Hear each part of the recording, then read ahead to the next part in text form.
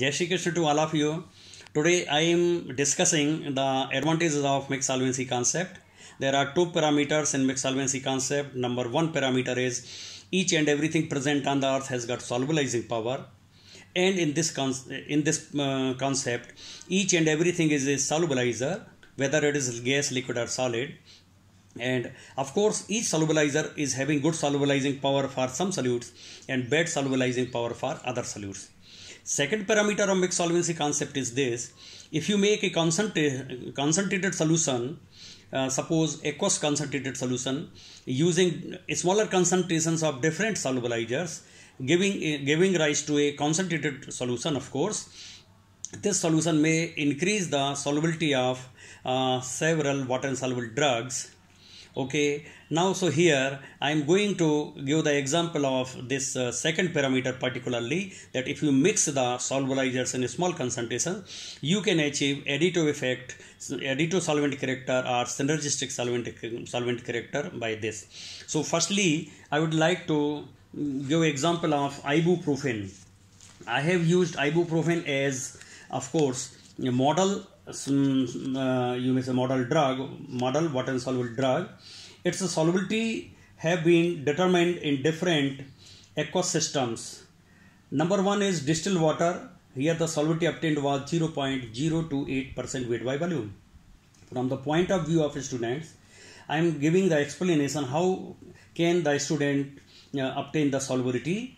You take 125 ml of distilled water in a you may say in a conical flask, and then you add the excess of ibuprofen drug and shake the flask on flask shaker for 12 hours together with the excess of ibuprofen.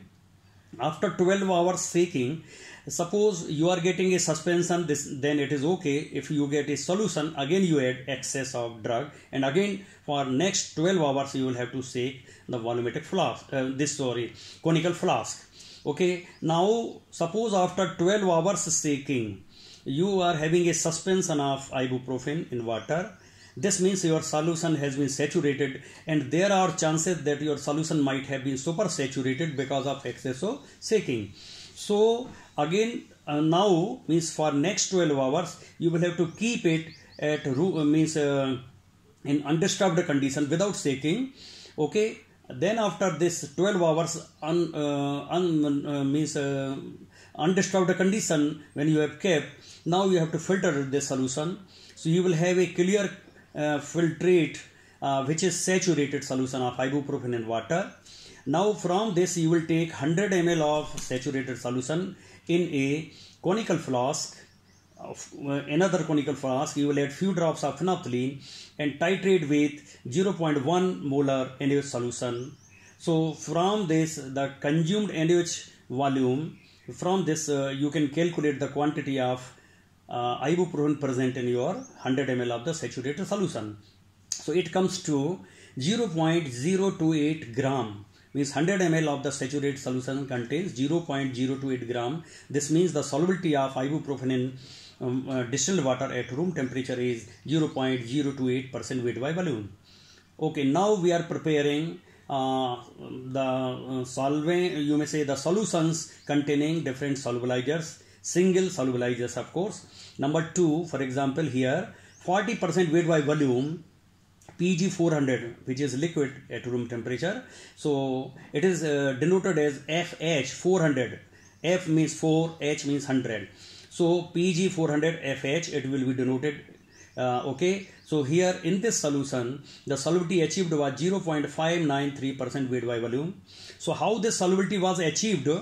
Again, in the same way, 125 ml of this solution you will keep in a conical flask. You will add excess of ibuprofen, 12 hours shaking, you have got suspension. Again, next 12 hours you will keep it undisturbed.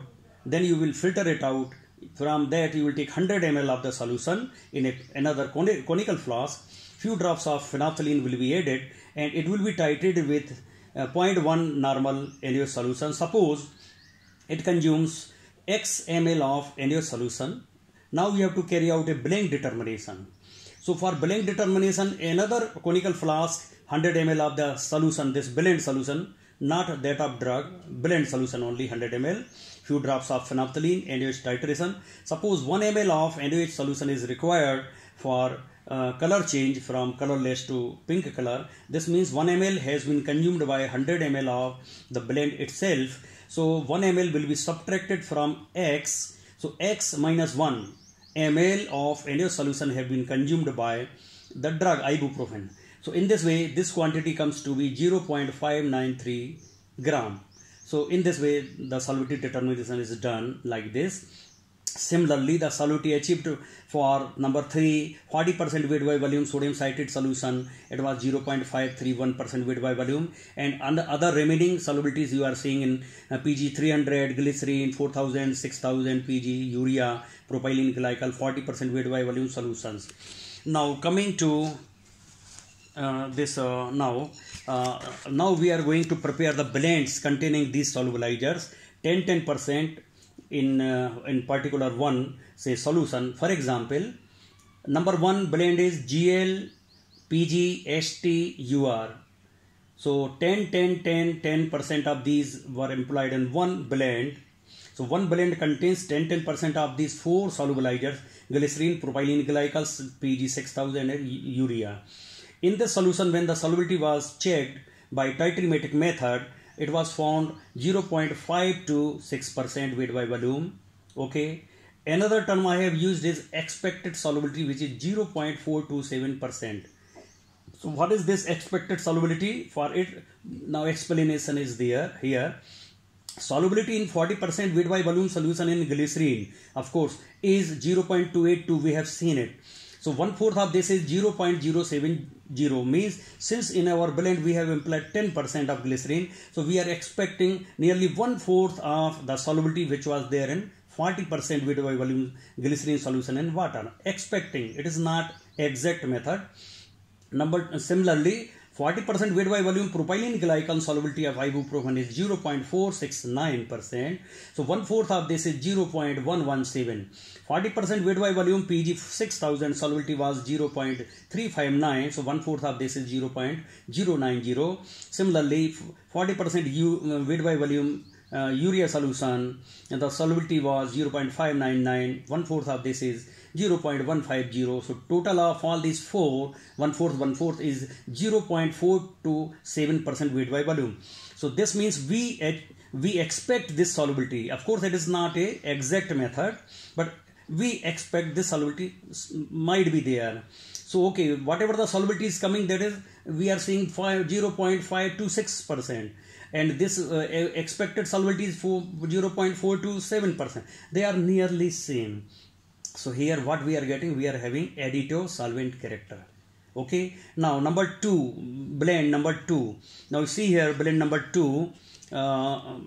Now see this blend number 2, which is GL, FT means 4000 PG, THN 300 PG, and urea 10%. So glycerin and all these 4 10%. The solubility observed was 0.425%, and expected solubility was 0.713%. This means here there is bad solvent character of 1 or 2 ingredients which are present here. So here we are getting negative effect on solubility. Okay, means solubility is decreasing by combining the 4 additives. Number 3, 400 PG, 4000 PG, urea 10%, and sodium citrate 10%. So this 10% solubility achieved was 1.329% by titrimetric method, and whatever we were expecting was 0.541%. This means we are having synergistic solvent action. About 2.5 times enhancement in solubility is there because of the synergistic effect. What is this synergistic effect and additive effect from the point of view of students? 1 plus 1 is equal to 2. This is additive effect. 1 plus 1, if they act as 3, 4, 5, etc., then this means it is a synergistic effect. Now additive effects are also good, and synergistic effects are still better than additive effects. Additive effect, what is the benefit of having additive solvent character? In place of a large concentration of single solubilizer, because when we will give the formulation to the patient, this will go in large amount, the single solubilizer, whether it is a co-solvent, whether it is a complexing agent, hydrotropic agent, or you may say it is a surfactant like this. So in place of a large concentration of single solubilizer, if we are implying 4 solubilizers in 10% means 1/4 means now if you get the same effect, additive effect, then this is better. Why this is better? This may be better because this may be safe from the point of view of the toxicity. Of course, the toxicity studies shall be carried out, stability studies shall be carried out, and all that. So here the advantage of additive effect, that is also good. If it is synergistic solvent character, it is still better because for the same solubility achievement, we will require still smaller concentrations of solubilizers. So this will further reduce the chances of toxicity. Okay. Now similarly, now you see other examples. Now this one. Now here other blends, total 10 blends were made containing 10%. So now here you are seeing number 4, glycerine, propylene glycol 400, urea 10%, solubility achieved was 0.732%, and what we were expecting was 0.448%. So in this way we are getting here again that there is a synergistic solvent action, and in further of course you will find somewhere nearly additive effect, synergistic, little synergistic effect, and all that. So in this way we are seeing the result that we are getting the additive or synergistic effect. If we are having negative effect, that they will be is rejected and all that. Now so in this way what can you do, means this objective of this video is to show that just by taking the model solubilizer example, model drug example, we are seeing that if we are combining them in a smaller concentration, they are also capable of giving additive solvent character, synergistic solvent character. Now the use of this type of work you may find in, of course, the RKM series 12, where we have discussed a dry powder injection for reconstitution by use of these solid solubilizers. Number 2, RKM lecture series 17, where we have used solid dispersion of poorly water soluble drugs. So you read these also. And there is one more, that is RKM series 15, where we have discussed in how to make innumerable safe solvent systems. So in this way, this is the second parameter of mixed solvency concept. If you have any doubt, please ask. Jai Shri Krishna to all of you.